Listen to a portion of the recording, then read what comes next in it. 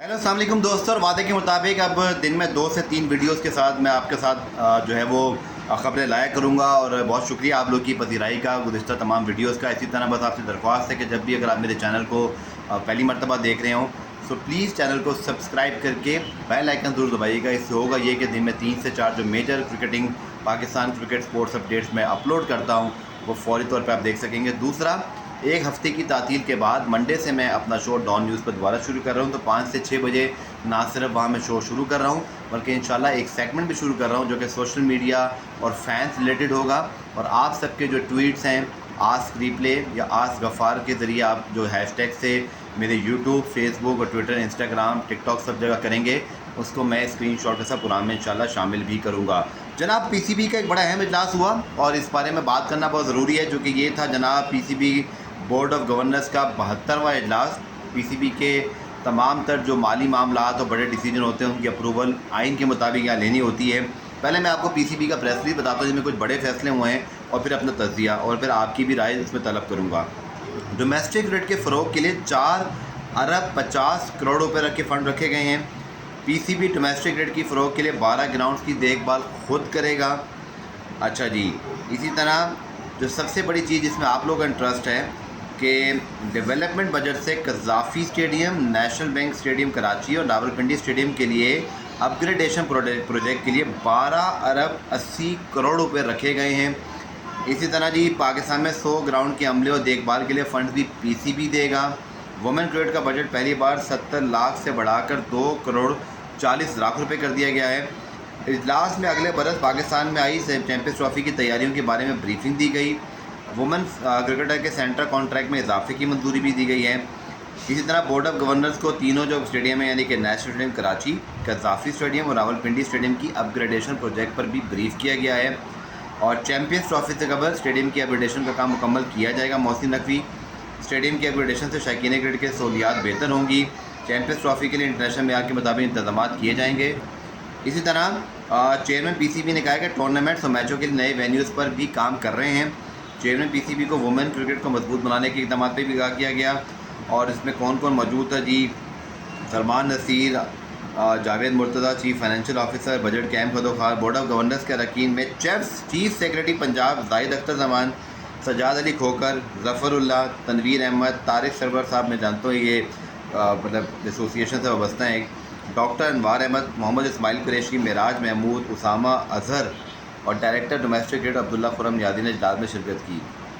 अच्छा जी, इसमें कुछ बाद में तस्दीक शुदा भी एक चीज़ आई थी लेकिन मेरे ख्याल में तकरीबन सारी अब क्रिकेट से रिलेटेड सारे फैसले हो रहे हैं। क्रिकेट बोर्ड के चेयरमैन मोहसिन नकवी साहब ज़रूर मौजूद हैं। उन्होंने पीर को मुलाकात भी करनी है। 35 या 40 क्रिकेटर्स को मदऊ कर रहे हैं।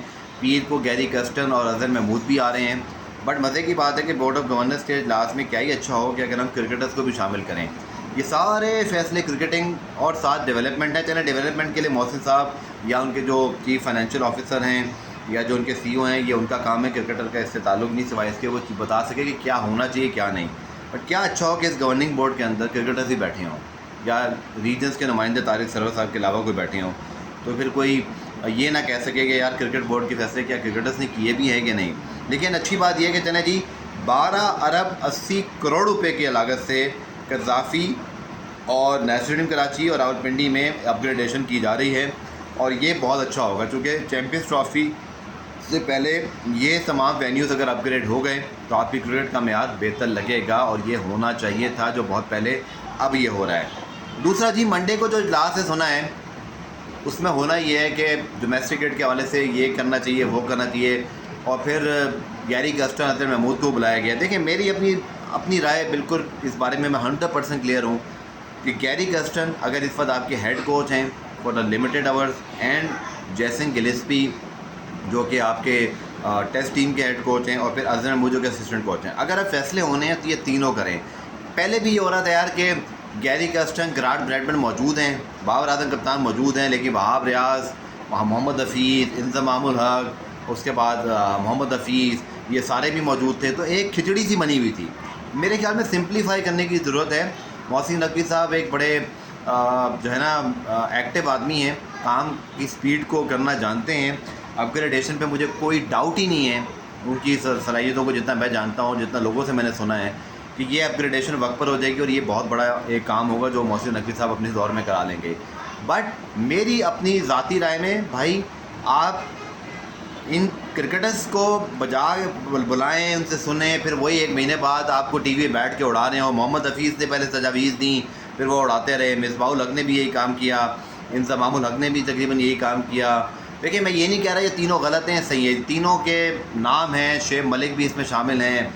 देखिए, बात ये है कि चाहे यूनुस खान हो या चाहे कोई भी हो, आप ज़िम्मेदारी दें तो पूरी दें, वरना ये कोई दुनिया में ऐसे नहीं होता कि 1 महीने पहले एक डायरेक्टर बना हो, एक सीनियर मैनेजर बना हो, एक आपके डोमेस्टिक क्रिकेट की कमेटी में हो, और फिर 1 महीने बाद वो जाके बोले जी मेरी तो सुनी नहीं गई और ये गलत हुआ तो वो गलत हुआ। आपको अपनी क्रिकेट के हवाले से ना कुछ बेसिक फ़ैसले करने पड़ेंगे। आप उन क्रिकेटर्स को बिठाएँ बोर्ड के अंदर जिनका टीवी से कोई ताल्लुक़ नहीं है, और उनको 3-3 साल के कॉन्ट्रैक्ट दें और उनसे जवाब भी तलब करें। ये मज़े नहीं लगने चाहिए क्रिकेटर्स के कि भाई आप इधर भी मज़े करें, उधर भी मज़े करें, उसके बाद बातें करके हीरो भी बन जाएं और गिलास थोड़ा चार आने पाकिस्तान क्रिकेट का कोई फ़ायदा ना हो। भाई ये बहुत ज़रूरी है कि अब अगर गैरी गस्टन, जैसन गिलेस्पी, अदर महमूद आ रहे हैं, 110% सब फैसले इनके साथ बैठ के करें। हाँ, अपना डायरेक्टर डोमेस्टिक क्रिकेट भी एक क्रिकेटर बड़ा लाएँ और एक NCA का डेवलपमेंट के हवाले से एक बड़ा डायरेक्टर लेकर आएँ जो कि इन चीज़ों को स्ट्रीमलाइन करें और फिर आप इन चीज़ों को बेहतर करें। बट ये कोई बात नहीं होगी यार कि आप इतना पैसा भी लगाएं 5 अरब डोमेस्टिक पे, 12 अरब डेवलपमेंट पे, और कोई ज़िम्मेदारी नहीं है। मोहसिन नकवी साहब बहुत ज़बरदस्त आदमी हैं, काम भी अच्छा कर रहे हैं और करना चाहते हैं। उनको आए हुए ज़्यादा अरसा नहीं हुआ था जब वर्ल्ड कप हुआ, तो इसलिए उनको अभी मैं ही समझता हूँ कि पाकिस्तान क्रिकेट की कंसिस्टेंसी ये है कि चाहे मोहसिन नकवी साहब अभी हैं या कोई XYZ होता, चाहे ज़काशो साहब भी होते ना, मैं तब भी कहता, नजम सेठी साहब होते तब भी कहता, ज़मीर राजा भी होते तब भी कहता कि खुदा के लिए किसी को टेन्योर पूरा करने दें। अब मोहसिन नकवी साहब अगर आए हैं तो उनको पूरा काम करने का 3 साल का मौका मिलना चाहिए। लेकिन मैं ये ज़रूर कहूँगा मोहसिन नकवी साहब को कि सर, आप उन क्रिकेटर्स को खुदा के लिए बुलाकर सिर्फ सुन के अमल करामत ना कराएं कि कल को ये बैठ कर ये कह रहे हो जी मैं जब उस मीटिंग में गया था, और फिर वो रेटिंग गेम शुरू हो जाए कि मैंने तो ये कहा था, उसने तो ये कहा था। देखें, क्रिकेटर्स ज़रूर आपके लिए इंपॉर्टेंट है, हमारे लिए भी उतने एहतराम है, हर एक क्रिकेटर जो पाकिस्तान के लिए खेल है। बट सर, आप रोल डिफ़ाइन कर दें कि ये आपका रोल है बोर्ड में, आप आ सकते हैं। अच्छी मैनेजमेंट ये होगी कि आप गैरी गस्टन, गिलेस्पी और अदन महमूद के साथ 2-3 लोगों की टीम बनाकर 3 साल चलें। बट सिर्फ बुला के पूछना जी क्या करना चाहिए, क्या नहीं करना चाहिए, और 1 महीने बाद ये सब बैठ के आपको जो है ना वो टीवी पे क्रिटिसाइज़ कर रहे हो, टीम को क्रिटिसाइज़ कर रहे हो, अपने कप्तान को बुरा भला कह रहे हो। देखें, बुरा भला कहें, फिर एक काम करें, फिर टीवी पे बैठ जाएं। बट ये 2 काम नहीं हो सकते कि आप टीवी पे भी बैठें, बोर्ड में ही बैठें, आप हर चीज़ के मज़े लेना चाहें। ये एक दुनिया में कहीं नहीं होता। भारत के अंदर भी जो लोग BCCI के अंदर बैठे हैं, टीम के साथ हैं, वो कोई बाहर जाके कोई ऐसी बातें नहीं करते। इसीलिए वहाँ पे एक डेकोरम बनाए, और इसीलिए वो टीम बेशक पिछले 10 साल में कोई टूर्नामेंट नहीं जीती थी, पर उनकी परफॉर्मेंस आउटस्टैंडिंग थी। वो फाइनल हार रहे थे, ये बड़ी टीम का बड़ा मसला था कि वो एक हाई लेवल पे ऑपरेट कर रहे थे, बट जब उनको फ़ायदा होना था तो हो गया, और फाइनल वर्ल्ड कप भी जीत गए, और वेल डिज़र्विंग वर्ल्ड कप। और इंग्लैंड से, इंडिया से पाकिस्तान को सीखना चाहिए। कोई बड़ा चीफ सेलेक्टर वहाँ नहीं है जीत अगारकर, कोई बड़ा वहाँ पे बॉलिंग कोच, बड़े नाम और बड़े वो नहीं बने हुए। हाँ, जो बंदा राहुल द्रविड़ था भी, वो भी पहले NCA में काम करके आया। तो आपको भी अब ये करना चाहिए कि गैरी गस्टन, जैसन गिलेस्पी, अदर महमूद के होते हुए आप 2 से 3 मेजर क्रिकेटर्स, अच्छे क्रिकेटर्स जिन्होंने कोचिंग कोर्स किए हों, मोहम्मद वसीम हैं, इसी तरह अब्दुल रहमान हैं, इसी तरह आपके पास अब्दुल रज़ाक ने थोड़ा टाइम लगाया था। आप इस तरह के कोचेस को लेकर आएँ, डोमेस्टिक के अंदर, NCA के अंदर लेकर आएँ, और फिर इनको अंडर 19 A टीमों के साथ लगाकर आगे के लिए ग्रूम कर दें कि यार जब जैसन गिलेस्पी या जब गैरी गस्टन जा रहे होंगे तो हमारा अपना बंदा तैयार हो, और जब वो आए तो फिर आप एक और लॉट पीछे तैयार करें। That how we should operate. ये 30-30 लोगों को बुलाना, यकीन करें मोहसिन नकवी साहब, आपकी सोच अच्छी होगी, आप मशवरा लेना चाह रहे हैं, लेकिन यही लोग बाद में बैठकर आपको टीवी पर उड़ा रहे होंगे। चंद को मैं जानता हूँ जिनको इन फ़ोन आया, लेकिन वो तब जाएंगे जब उनको लगेगा कि कोई फ़ायदा है। लेकिन ज़्यादातर क्रिकेटर्स ऐसे हैं, मैं नाम बता दूँगा आपको इंशाल्लाह रिप्ले के अंदर, जिन्होंने मना भी करना है शायद, लेकिन आपको ज़िम्मेदारियाँ बांटनी होगी, तब आपकी क्रिकेट जाके ठीक होगी। उम्मीद है आपको ये आज की अपडेट पसंद आई होगी। आपका कोई सवाल है तो मुझे ज़रूर बताइएगा।